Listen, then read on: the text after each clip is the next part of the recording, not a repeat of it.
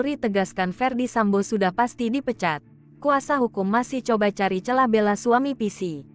Polri memastikan Ferdi Sambo sudah pasti dipecat dari Polri. Hal itu seiring keputusan Komisi Banding Polri yang memutuskan menolak permohonan banding ex Ferdi Sambo atas putusan pemberhentian tidak dengan hormat PTDH dalam kasus pembunuhan Brigadir J. Kepala Divisi Humas Polri Irjen Dedi Prasetyo mengatakan sidang banding ini menjadi upaya hukum terakhir bagi bekas Kadif Propam Polri Irjen Ferdi Sambo lolos dari sanksi pemecatan sebagai polisi. Dedi menjelaskan, hasil putusan banding itu bakal ditindaklanjuti oleh ASSDM Polri. Pelengkapan administrasi itu bakal dituntaskan paling lambat 5 hari kerja.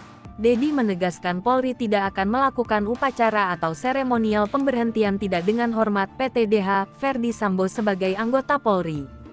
Dedi mengatakan bahwa nantinya Polri hanya akan melakukan penyerahan berkas administrasi PTDH kepada Ferdi Sambo.